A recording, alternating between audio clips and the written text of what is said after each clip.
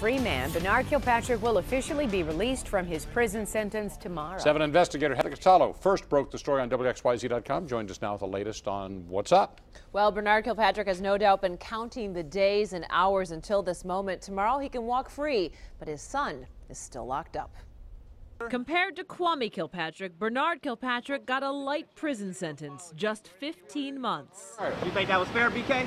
Fair? Is it more than a day? The 73-year-old may not have thought that was fair, but he actually dodged a bullet. The one-time political consultant had been charged as a member of the RICO conspiracy the feds dubbed the Kilpatrick Enterprise. A jury found his son, former Detroit Mayor Kwame Kilpatrick, and Kwame's longtime friend Bobby Ferguson guilty of racketeering, bribery, and other corruption charges. The judge sent them to prison for decades. But the jury was hung on the RICO count against Bernard Kilpatrick, only convicting him of one tax crime in the historic corruption trial.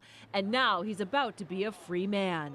After 11 months behind bars at a federal prison near Dallas, Texas, Kilpatrick transitioned to a halfway house. Then, shortly before Christmas, he was put in the feds' home confinement program. Sources tell the 7 investigators the former mayor's father has been staying with relatives in the Dallas area as part of his home confinement. On Friday, Kilpatrick will officially be released from his prison sentence, and he will transition to 1 year of supervised release. That means he'll have to report to a U.S. probation office regularly.